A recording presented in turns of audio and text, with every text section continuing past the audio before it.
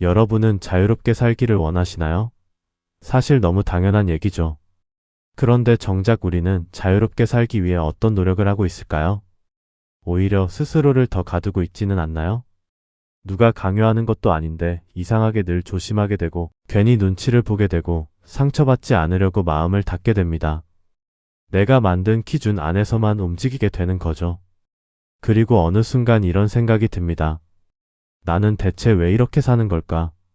분명 편해지려고 애썼는데 오히려 더 불안해졌고, 분명 나를 지키려고 했는데 점점 더 나답지 않게 살고 있는 것 같은 느낌.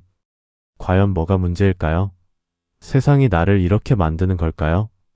하지만 우리를 진짜 힘들게 하는 건 세상 그 자체가 아닐 수도 있습니다. 어쩌면 진짜 문제는 내가 상처받지 않기 위해, 불안하지 않기 위해, 또 무너지지 않기 위해 마음속에 스스로 세워둔 벽일지도 모릅니다.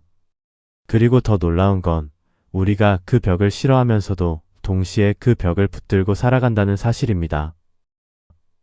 오늘은 마이클 싱어의 상처받지 않는 영혼을 통해 우리가 어떻게 스스로를 가두게 되는지, 왜 익숙한 감옥을 쉽게 떠나지 못하는지, 그리고 결국 그 벽을 허물고 자유롭게 살아간다는 게 무엇인지 함께 이야기해 보겠습니다. 안녕하세요. 여러분과 함께 성장하는 성장의 시간입니다. 한번 이런 장면을 떠올려 보시죠. 햇빛이 환하게 쏟아지는 넓은 들판 한가운데 와 있다고 상상해 보세요. 눈부신 햇빛, 넓은 들판, 선선한 바람. 너무나 좋아서 이곳에서 살기로 마음먹고 집을 짓기로 합니다. 처음에는 집이 꼭 필요해 보이죠. 비도 피해야 하고 바람도 막아야 하고 안전하게 쉴 공간도 있어야 하니까요. 그래서 벽을 세웁니다. 문도 달고 창문도 만들죠. 혹시 모를 위험에 대비해 점점 더 단단하게 집을 지어갑니다. 여기까지는 전혀 이상하지 않습니다. 그런데 시간이 지나면서 조금씩 방향이 달라집니다. 햇빛이 너무 강하다고 창문을 줄이고, 바깥이 신경 쓰인다고 셔터를 내리고, 혹시 위험할지 모른다는 이유로 문을 더 굳게 잠그기 시작하죠. 그리고 어느 순간 우리는 익숙한 집 안에서만 사는 사람이 되어버립니다. 처음에는 나를 보호하려고 만든 집이었는데, 나중에는 그 집이 빛을 가리고 세상을 가리고 결국 나를 가두는 감옥이 되어버리는 거죠. 우리의 마음도 이와 같습니다. 우리는 살아가면서 마음속에 수많은 벽을 세웁니다. 예전에 상처받았던 기억, 누군가에게 거절당했던 경험, 창피했던 순간, 무시당했다고 느꼈던 감정, 그리고 다시는 그러지 않으려는 결심들. 그렇게 마음속에는 하나둘씩 기준이 생깁니다. 사람은 너무 믿으면 안 돼. 이 정도는 해야 인정받을 수 있어. 절대 약해 보이면 안 돼. 이런 말은 하면 안 돼. 처음에는 이것들이 다 나를 지켜주는 것처럼 느껴집니다.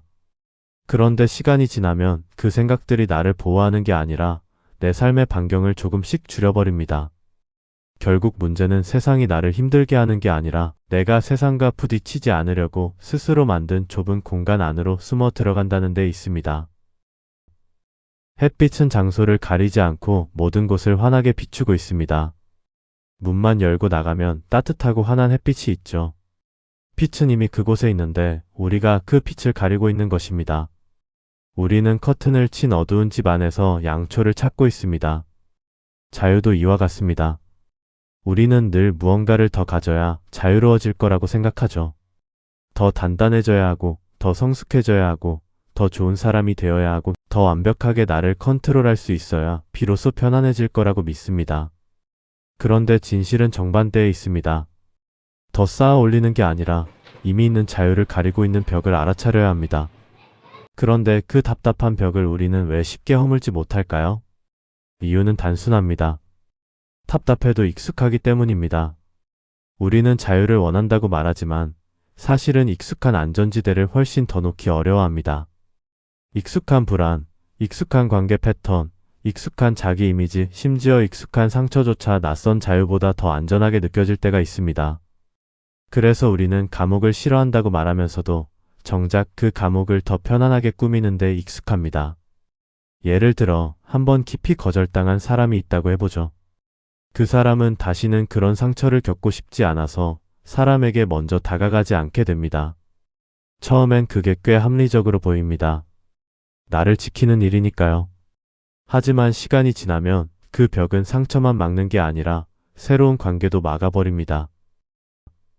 또 어떤 사람은 늘 유능해 보여야 한다는 생각에 사로잡혀 있습니다. 실수하면 안 되고 흔들리면 안 되고 남들에게 부족해 보이면 안 된다고 믿고 있죠. 이 사람은 겉으로는 아주 잘 살아가는 것처럼 보일 수 있습니다. 그런데 속으로는 늘 긴장하고 있죠. 또 늘 지쳐 있고요. 왜냐하면 이 사람은 실제 삶을 사는 게 아니라 유능한 사람이라는 이미지를 지키는데 에너지를 다 쓰고 있기 때문입니다. 그 이미지가 조금만 흔들려도 자기 전체가 무너지는 것처럼 느껴집니다. 이럴 때 우리가 꼭 물어야 할 질문이 있습니다. 지금 흔들리는 것이 정말 나일까? 아니면 내가 만들어 놓은 어떤 모습, 어떤 역할, 어떤 관념일까? 이 질문이 굉장히 중요합니다. 왜냐하면 우리는 생각보다 훨씬 자주 진짜 나가 아니라 내가 만들어 놓은 나를 지키며 살기 때문입니다. 우리 안에서는 끊임없이 생각이 오고 감정이 오고 기억이 오고 욕망과 두려움이 오갑니다. 그런데 우리는 그 흐름을 그냥 흐르게 두지 못합니다. 어떤 생각 하나, 감정 하나, 상처 하나에 오래 머물고 자꾸 의미를 부여하고 결국 그것을 붙들어 버립니다. 그리고 말하죠. 이게 나야. 나는 이런 사람이야. 나는 원래 이런 성격이야. 나는 이런 상처를 가진 사람이야. 그런데 그건 내가 아닙니다. 생각은 내가 아닙니다. 감정도 내가 아니고 몸도 나 자체는 아닙니다. 나는 그것들을 알아차리고 있는 의식입니다. 이 말은 처음 들으면 추상적으로 느껴질 수 있습니다. 그런데 이걸 우리 삶에 대입해보면 생각보다 분명합니다. 불안이 올라올 때를 떠올려 보세요.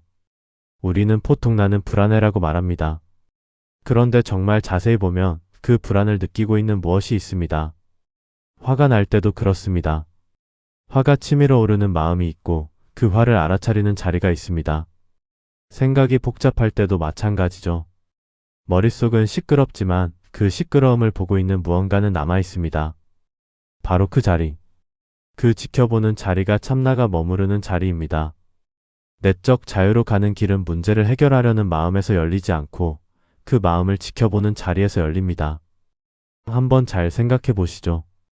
우리는 평생 마음이 만든 문제를 또 마음으로 해결하려고 애쓰며 살아갑니다.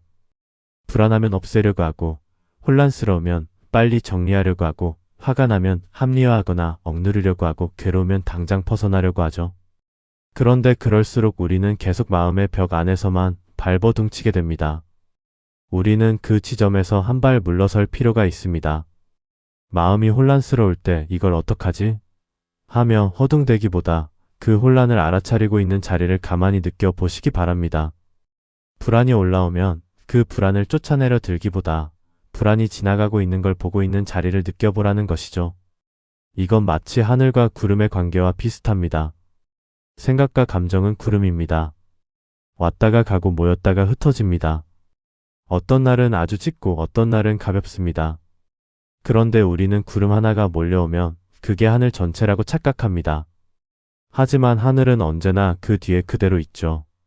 우리의 시선은 그 하늘 쪽으로 가 있어야 합니다. 부질없이 구름을 없애려 하지 말고 그 뒤에 있는 구름이 지나가는 넓은 하늘을 봐야 합니다. 우리가 붙들고 있던 자아, 내가 중요하다고 믿었던 이미지, 내가 지켜야 한다고 여겼던 관념들도 결국은 그 구름들 중 하나인 것이죠.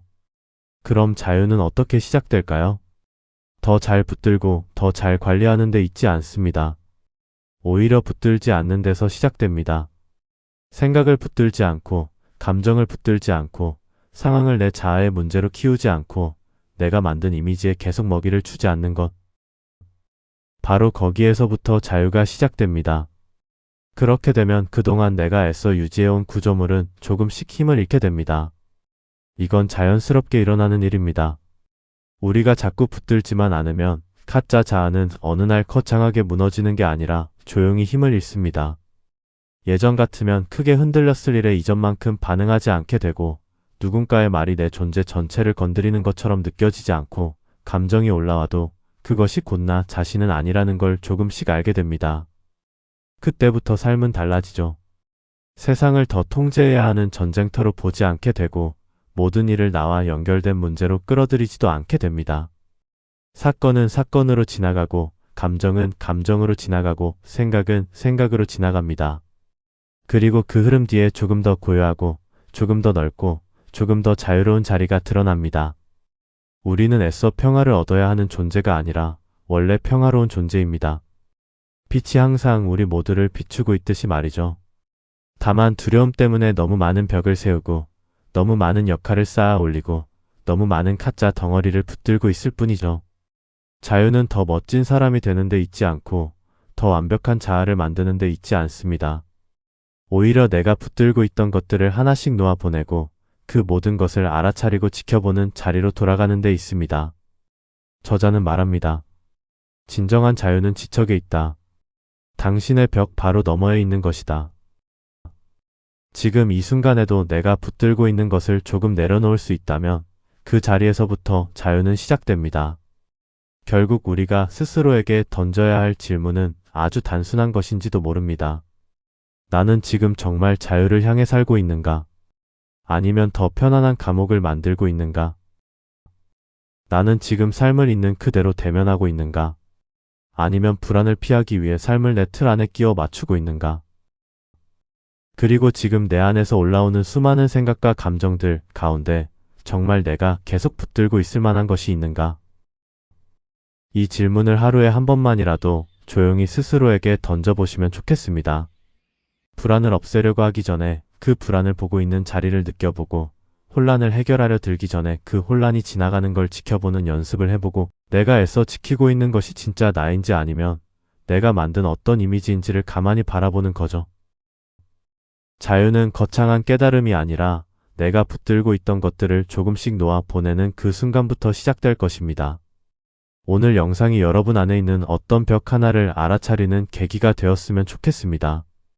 여기까지 성장의 시간이었습니다. 감사합니다.